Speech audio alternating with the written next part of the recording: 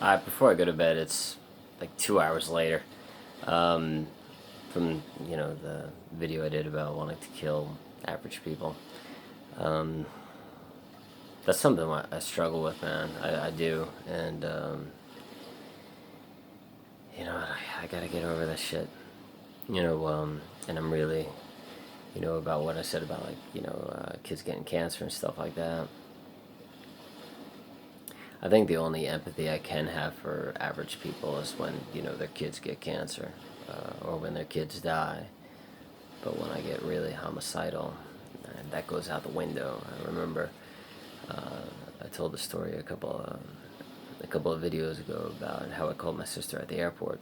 I told her, that I was, I wanted to kill everybody in the airport, and she came and picked me up and brought me to the mental institution. And I spent like 30 days in the mental institution that time around. Well, the reason why I called her, the reason why I called my sister, and I told her, that I was detaching from, my human form, and I wanted to kill everybody in the airport, is because I also started to want to kill children as well. Because I saw the fact that, you know, I went through this in my mind. I said, I'm just gonna kill all the adults, save the children. The children could live. And then I said, well, what's the point of that? Because those little kids are just gonna become those freaking adults. Give it 20 years, 18 years, and they're gonna be just like those parents. They're gonna be just like those adults. So what's the point in letting them live? Just kill everybody. Just kill all the people. And and then when I thought about killing the children, I was like, oh shit, man. You've gone too far. It's time to call your sister. And that's when I called my sister. So when I get that revved up, when I become very homicidal, and I don't have empathy for children dying, or I don't have empathy for children getting cancer, that's when I know I'm out of fucking control, man. And Jordan Peterson once said in one of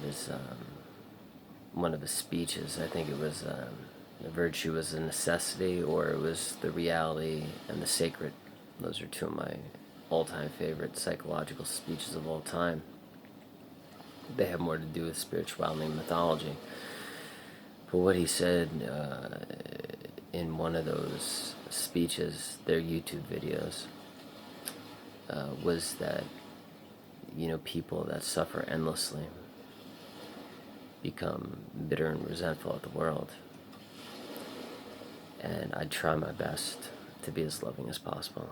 And I tried my best to just stay on the positive side, help others, love everyone, and just be kind and generous as possible. But sometimes the suffering just starts to build and build and build, and the homicidal guy comes out, and I start to hate average people, and I start to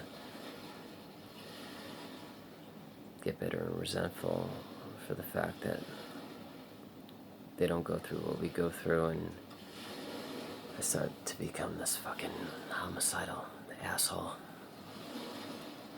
And I don't want to go down as that. I don't want to be known as that. In the ebook I wrote, that you can buy on Amazon, by the way. um, you know, I have these homicidal chapters where I talk about what it feels like to be homicidal, the homicidal state, and I go into that, and then I go into the responsibility about if you are homicidal, the responsibility that you owe to others to, just try to bring yourself back down so you're not homicidal. And then at the end of the book, I pretty much cap it up saying, like, the only way to really tackle this issue is to care about the people that are mentally ill, and to, be there for them, and give them, that kind of love, because a lot of us don't have that in the family. We don't receive that from our parents or, you know, the people who raised us. And but you know, I really, I hate using the word sorry, but you know, when I become that person, you know, that homicidal, and I get revved up, it's very hard to bring that person down because I really enjoy being him. And then, you know, when I come back down, like it's 2 hours later, you know, I go back to a normal state. And I understand that, like, you know, I don't want to be known for that.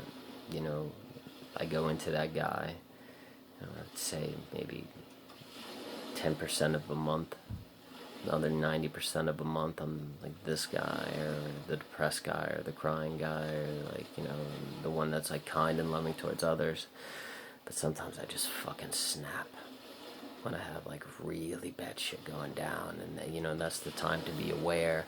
To, you know, if you're going that far up and you want to fucking kill people and go fucking psycho, that's the time where you gotta like really go deep and like fucking bring yourself down and understand that that's not the answer. You know, spreading more suffering is not the answer, man. Like, that's only gonna fucking further cause shit for other people's lives. You know, you go out and you kill people, you know, that's gonna cause greater suffering for everybody in the world. You know, it's like, it's not why I'm doing this stuff, but like, that's not why I'm making these videos, and that's not why I wrote that book. But you know, you get, it's hard to control yourself when you're in those states and bring yourself back down. But you know, you gotta be aware of that, because it's important to bring yourself back down and be a more like kind, loving person. I have this one line I love, changed my life. It's easy being awesome, try being nice. It's easy being a homicidal, bitter, resentful human towards people that got less than you. But, you know, the key to life is to be as nice and loving as possible, not to go out and murder people. But the majority of the year I do have empathy for children, and parents losing their children, or children getting cancer, or things like that. But I changed way too much, man. I have a really hard fight. I have a really big issue with controlling myself sometimes. I have a really hard time controlling my emotions sometimes and reacting instead of responding. And well, shit, man. I'm working on it, man. But I apologize for that shit.